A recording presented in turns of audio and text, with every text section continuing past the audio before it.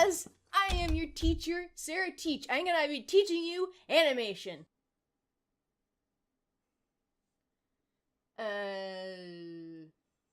Why do you look so confused, child? Are you the substitute teacher for this class? Yes, that is exactly it. I am your substitute teacher for your animation classes. So go ahead and grab your books, your pencils, and your anvils. What? Anvils? And let's get started, shall we? Save me. Hello, chickadees! My name is Sarahtiel, and welcome to Animation 101. A small, cool little game that kind of teaches you about animation. I don't know a lot about animation. I only know very little of it. But I thought this would be a cool little teaching class for me and everybody out there who's kind of curious, like, how people animate. And I don't know if this is going to teach you or anything, but it did seem like a class, kind of a learning experience in a way. So I'm going to start and play a new game, and I think we just, like, select a file? Oh, okay. I am a woman. Good evening, class. I am Professor Kishimoto, and this is Animation 101. Before we continue, I'd like to warn you that this is an experimental class. It's a different format and media, and I'll need your help for it to work. Everything here will only advance if you succeed in your actions. And that leads me to your first question. Who can tell us what animation means? Oh, what does animation mean? Do I have like an option? Oh, professor, projector, window. Is that? Oh, bulletin board, door. What? Do I click on the projector? I still enjoy creating animals with the shadows of my hands. Oh, puppet shadows. The projector is great for it. Okay, professor. Oh, I get to click on him. Is it related to in movement? Movies made using computers. Can I go to the restroom? Never mind. Animation is a relative of different types of frames? Yeah, now we're talking. We can define animation as a way to give life to a picture of a drawing. The illusion of a movement is achieved by showing static images, also known as frames. I just mentioned that. Sequentially. What you see in the projector, for instance, is a thaumatrope, a device from the 1800s. Even though it's considered a toy, we also consider it to be a precursor of animation. Oh, and this is the bird, like, little cage thing I've seen so many times. It consists of a disc with a picture on each side, and the disc is attached to strings. When rotated, we'll see a combined picture due to a phenomenon called persistence of vision. The result is this. Cool, eh? And it looks like a little bird in a little cage. It kind of shows in this one a bit. Yeah. In our next class, we'll talk about other devices as well as these people: Edward, Millbridge, George, Melise, J, Stuart, Blackton, a bunch of other names I don't know. Speaking of our next class, for our first assignment, you'll get to try and work a walk cycle. Oh boy, do I have to really actually make one? I know it's not the easiest animation to begin with, but I'll provide some reference sheets that you'll use with your light table. Oh yeah, I used to use a lot of light tables. I have one in my closet to use whenever I need to. The walk cycle animation consists of 8 frames. We can start with it's 8 frames for a regular walk cycle. We can start with the character with both feet on the ground, arms opposing, and legs a pose called contact. The character then leans forward, bending with the leg and the bodies, and weights goes down in the down pose. Next, we have the middle position called the pass pose, where the character starts switching the feet, the body, and the head to go up a little bit compared to the contact pose, which is like a rubber ball animation. You made it go up and down, so do people do that. So after the pass, the foot on the other ground pushes the body to its highest position and get up to the up pose. Finally, we reach to the new contact pose with the feet and arms in inverted positions. We repeat the process until we get another contact pose, which is the same as the first pose. The results in an 8-frame walk cycle animation. Yeah, I'm very familiar with this, with a regular walk cycle. And that's it for today. Every person's walk cycle is actually really different, like whether you're a huge person or a small person, but this is just basic, like, walking stuff, which is really neat. See you all in the next class. Do I leave? Let's go home. Oh, I get to go home. Yes, my nice desk. Nice Totoro. I'm lucky that I managed to get a day off work. Otherwise, I wouldn't have time to work on my animation assignment.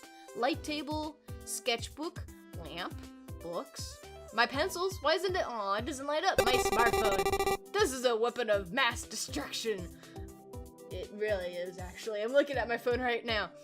Which one should I mean, I could go for the light table, but let me look at the sketchbook. What's in it? I carry my sketchbook with me all the time. Oh, I don't get to look at it? My trusty old lamp.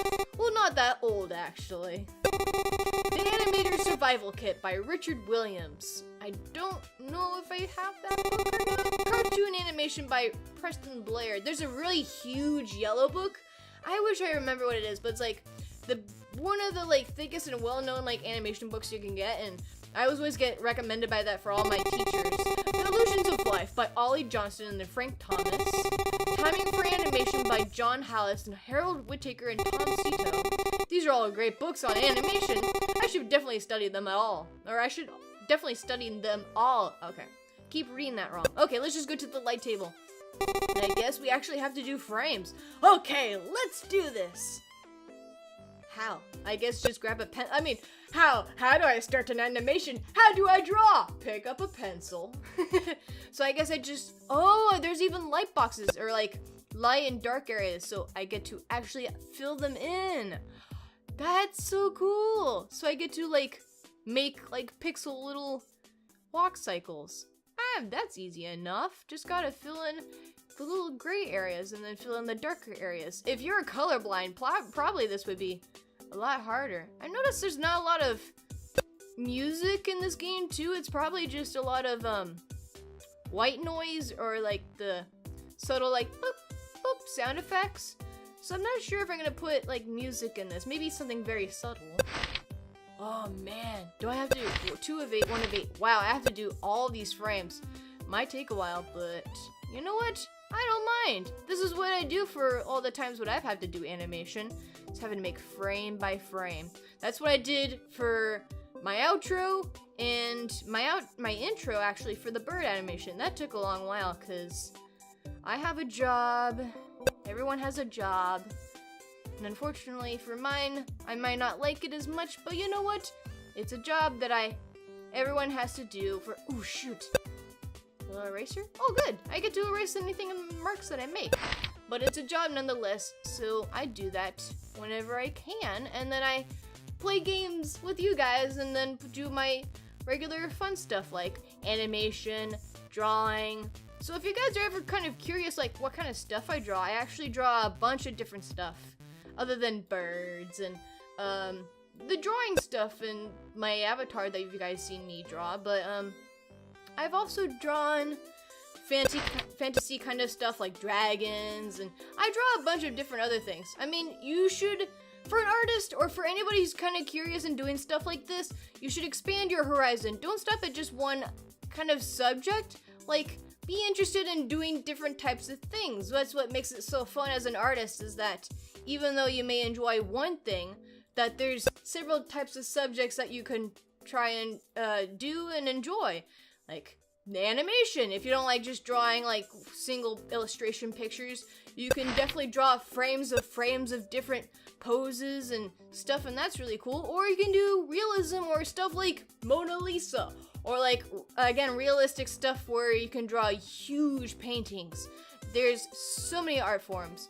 So if you guys really enjoy that, I am more than happy for you guys that you really enjoy it, because some people just don't enjoy it, and they find other forms of media that they get to enjoy, and that's really cool. If that one thing's not cool, if one thing's not really enjoyable for you, that doesn't mean you can stop, which I think I already technically said, but again, it's just having to expand your horizon and finding things that you may or may not have really liked at all. I never really thought I'd actually really enjoy recording and playing video games, like on YouTube. But I find it really fun and fascinating and really relaxing, kind of like what I do with all my animations and drawings and stuff like this. It's relaxing, enjoyable. The only thing though, as you may or may not know, is that commentating and talking isn't always everyone's forte, their cup of tea, and it was definitely not my cup of tea for me for a long while at the beginning of the videos. I'm still not. Whoops. If you are a person who is improving, there's no stop to it. You're always going to be improving every day. There's always a way that that you're not gonna be perfect. No one's perfect. Someone says they're perfect, then clearly they need to think that they need to improve. Or I shouldn't be rude like that by saying like, there's always room for improvement. There's always room for a reason to say that you aren't perfect, because you aren't perfect. I'm not perfect, and I'm not saying you guys aren't perfect. You guys are sweet little chickadees. I love you. But always reminder that, as said before, is that there's always another day ahead of you to learn a brand new adventure, a brand new way to like span a horizon and make something that you might actually find yourself really enjoying. If you like doing stuff like this, like making videos and playing games, then that's wonderful. Because I didn't know I'd actually really enjoy this in the beginning, and then I just did it, and I love it a lot. I really love doing this. Being able to just play video games like I normally do, but just added with commentary, and I get to do it into YouTube. And that's the last of the frame. Alright. Wow, it's really dark outside. I finally finished that walk cycle animation. Well, at least I'm considering it done. Let's see what the professor will say about it in the next class. So I just go to, I just click on bed. Okay, good night.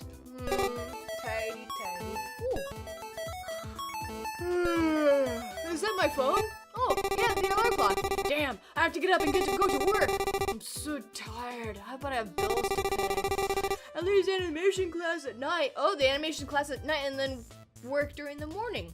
Nice, I like that. Nice kind of balanced kind of day. Finally, my shift is over. No more work for today. Let's go to the animation class. Damn it, I dropped my walk cycle animation sheets. Oh no. Don't get it ruffled. And I get to find the frames. I cannot believe this.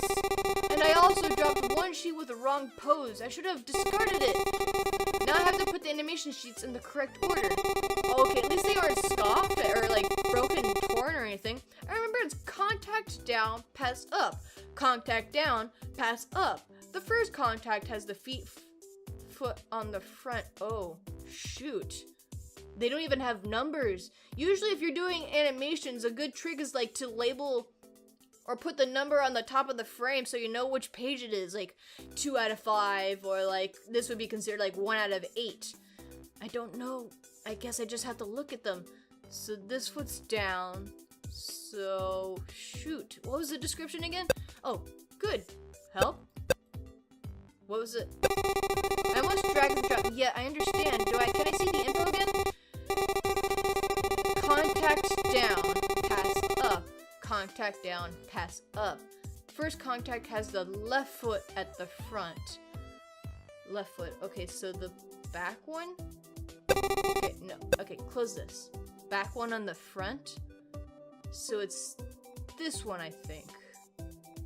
This frame, and then I think it's... If I look at it closely, I might even...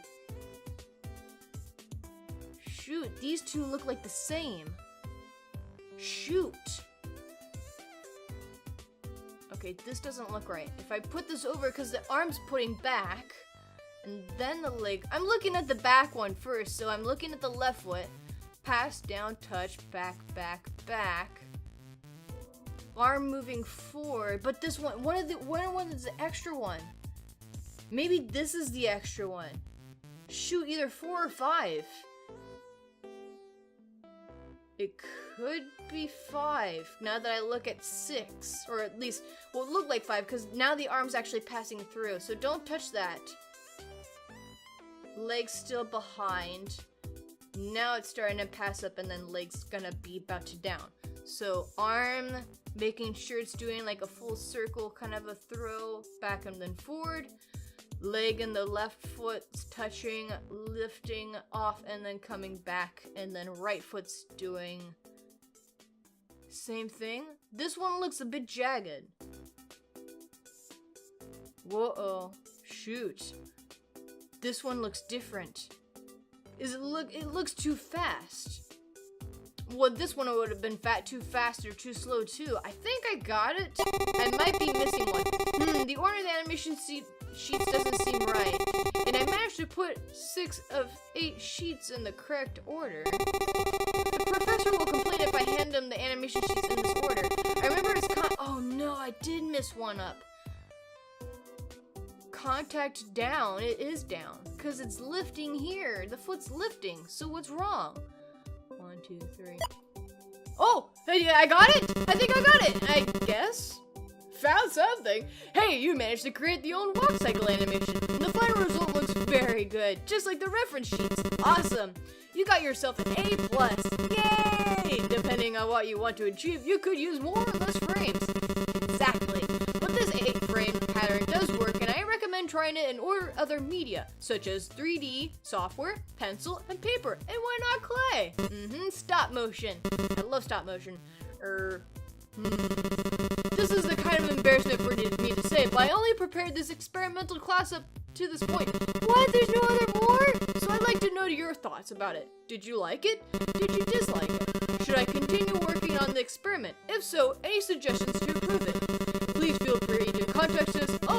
These are the studios now. On our website, you will find our social networks, email, and other projects. And before we go, I'd like to mention that without Anna Wanwell's help, this project wouldn't exist. Aww, nice. She did all the art and more that didn't even get into the game and sound effects. Well, maybe if you added some music, that would be really nice, and also helped with some game ideas and dialogues. Thank you, Anna. And here's to the SoundCloud disc account. Oh, they have their own SoundCloud. Ooh, I'm gonna look at that. Okay, that's all for now. Thank you for playing. Oh, that was so cool. I was expecting like one more like class, but that's still very impressive for a game like this to actually teach you animation and have still one class to do it. And the way they did it was very nice. I think the only thing though, as you kind of already know, is like the papers and on the ground. It's clever to try to see like which one you're actually looking for is like the right frames. At the same time, that one like little mishap I couldn't find, and I just ended up like just going back and forth which frame was the right one. So I mean, maybe teaching some good etiquette and animation classes, like numbering your sheets, or like knowing, I mean it did in this one, like knowing which one is the right one and which was the wrong one. And then maybe like if this is just for drawing, it'd be cool if they actually teach like stop motion animation. I really like stop motion animation. There's like Western Spaghetti's like my most favorite one. It's a very popular stop motion animation. There's also like, I'm not sure if this is from the same person, but there's another animation stop motion that's just food. I mean, that's what Western Spaghetti does. It's like a lot of food animations, but like it's like slow cutting kind of stuff. Or my other one is like, I think it's on YouTube. I know there's one on Vimeo, but it's about chess pieces, and they're all made out of clay, and then they get to transform into like actual knight pieces, or like unicorns and fantasy kind of stuff. And I really like that kind of stuff. It's really fascinating to watch, and whenever I'd done that back in my other classes in art, that was really fun to do, and I really enjoyed it, like doing the clay stuff, or like drawing on the whiteboard and then just putting the projector down and actually taking pictures of whatever's down. But again, if you guys are ever kind of interested in this kind of stuff, like animation, or if you want to play the game, like if you guys think that they should make another game, you guys should leave the comments in the below, because I'm really ecstatic about this game. This is really cool.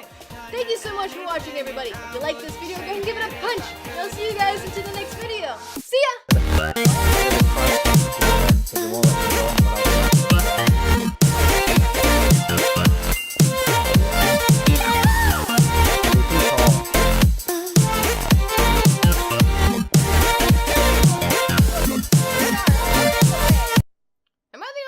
Classroom, it's very eerily quiet. Oh! Shoot, did I sleep through the classes again?